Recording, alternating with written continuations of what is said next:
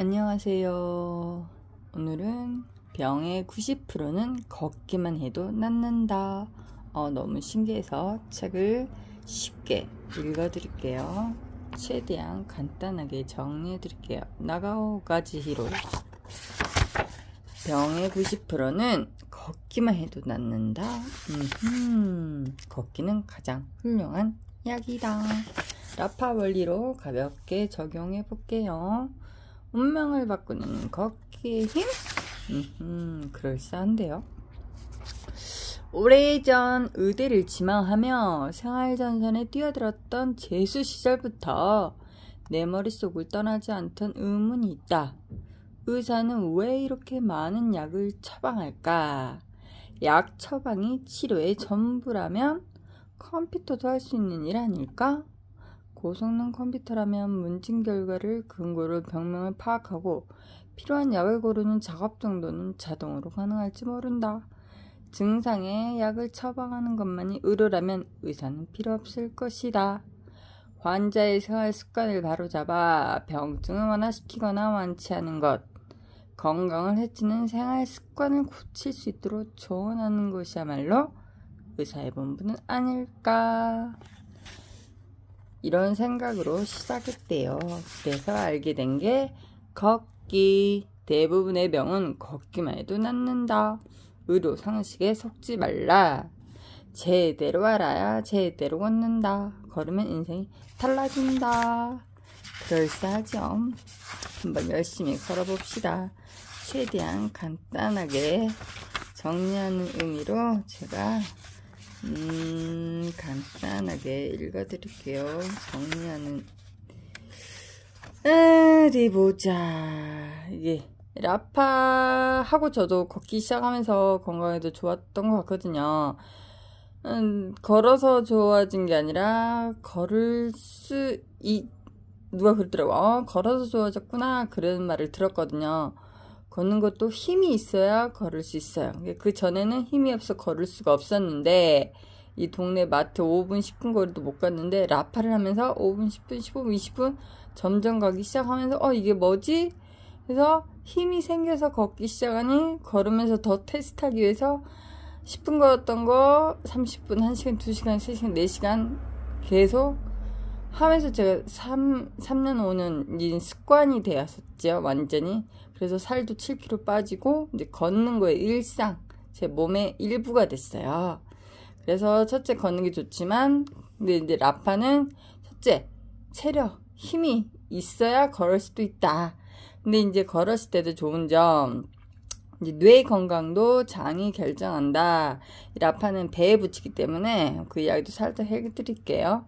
최근 장내 세균이나 장내 환경이란 말을 자주 듣지 않는가? 장내 세균이란 장 안에서 서식하는 세균을 가리키는데 인간의 장에는 3만 종류, 천조 개 이상의 장내 세균이 산다고 한다. 인체를 구성하는 세포의 수가 약 60조 개라고 알려져 있으니 우리는 그보다 많은 수의 세균을 장 안에 품고 사는 셈이다. 그 많은 장내 세균은 종류별로 집단을 이루며 장벽에 붙어 산다. 장내 세균을 크게 나누면 20%는 유익균, 10%는 유해균, 나머지 70%는 이롭지도 해롭지도 않은 중간균이다. 이 비율은 어디까지나 건강한 사람의 경우다. 인간 사회는 환경이 나빠지면 좋은 사람이 줄고 나쁜 사람이 늘어난다.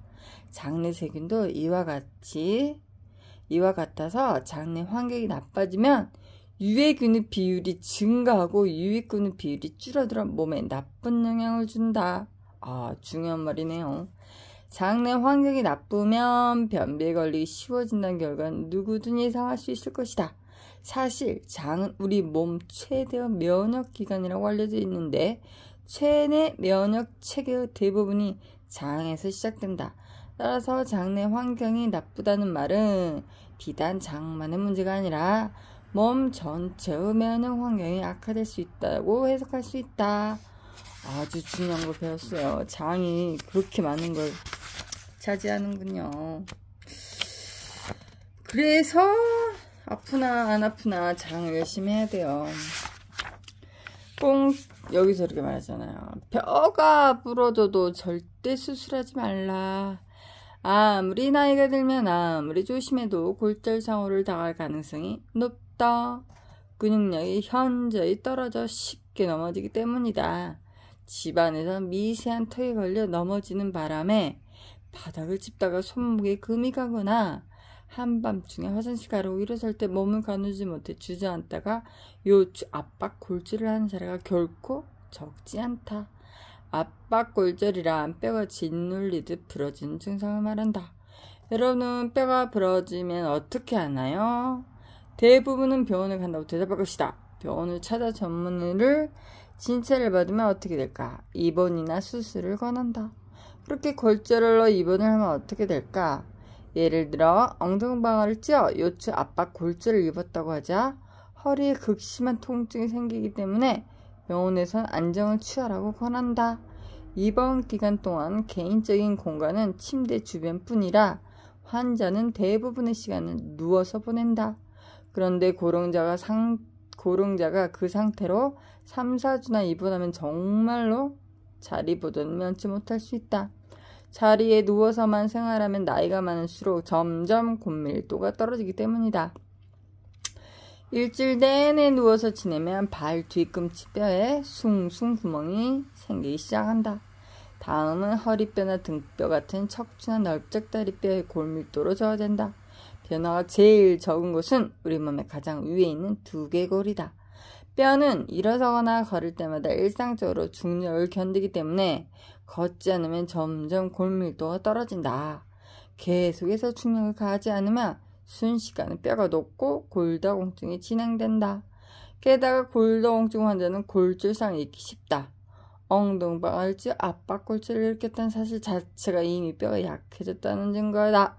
즉 압박골절 치료를 위해 입원에 누워만 있으면 골다공증이 더욱 심해지는 악순환에 빠진다. 더 큰 문제는 입원 기간 동안 치매가 심해지거나 정신이 맑던 사람이 갑자기 치매 진단을 받는 경우도 많다. 그렇군요. 입원 중에는 계속 침대만 누워있기 때문에 자극이 없는 생활을 보내기 십상이다. 가끔 간호사가 상태를 보러 올 뿐 대화 상태도 거의 없고 집에서 지낼 때처럼 마음껏 생활할 수도 없다. 일반적으로 치매는 아주 천천히 진행되지만 입원이 도모화선이 되어 증상이 급격히 악화되거나 멀쩡했던 사람이 갑자기 정신이 없는 일이 많다. 내가 자택이나 요양시설에 방문해서 진찰하는 할아버지 할머니도 곧장 넘어지는 입원은 거의 하지 않는다. 고령자일 때는 입원할 필요가 없는 골절이 많기 때문이다. 뼈는 알아서 붙는다. 나이가 몇이든 살아있는 한 부러지거나 금이 간 뼈는 자연적으로 치유된다. 내가 담당하는 환자의 절반은 입원 없이 자택 요양을 선택한다. 예를 들어 요추나 척추에 압박골절을 입는 경우 진통제를 처방해 통증을 완화시키면 첫날은 움직이지 못하지만 이튿날부터는 집안에서라도 조금씩 걸을 수 있다. 2주일만 지나면 외출도 가능합니다. 어느 정도 회복된 뒤에 선택은 두 갈래로 나뉘는데 뼈가 부러졌는데 무턱대고 걸으면 큰일 나지 하며 최대한 외출 상관족과 골절이 대수하라며 아무렇지 않게 여기저기 다니는 쪽이다. 물론 난 두 번째를 권한다. 골절을 입더라도 아랑곳하지 않고 걸어야 또 다른 골절을 예방할 수 있기 때문이다. 팔이나 손목 골절이란 말할 나위도 없다. 그런데도 무조건 안정을 취해야 한다는 생각에 하루 종일 누워 지내다가 아예 걷지 못하는 사람도 있다. 팔이나 손목에 골절을 입었다면 다리와 허리에는 문제가 없으니 깁스를 하는 보드로 고정한 뒤 걷자. 뼈는 대체로 두 다리면 붙는다. 사람을 비롯한 모든 동물에게는 자연 치유력이 있고 당연히 뼈도 자연스럽게 붙는다는 사실을 많은 사람들이 있는 듯하다. 뼈가 부러져도 걸으래잖아요. 뼈가 부러졌더라도 2차 골절을 막으려면 반드시 걸어라. 골절, 입원 똑같은 게 아니에요. 골절 부위에 따라 차이는 있지만 뼈는 알아서 붙는 법이다. 뼈가 부러져도 안정만 취하면 결국 걷지 못하게 된다. 오히려 입원으로 누워 지내면 골밀도가 떨어져 2차 골절 위험이 생긴다. 자택 의료 상식은 통증이 가신 대로 걷기. 제대로 알고 가네요. 중요한 것도 알고.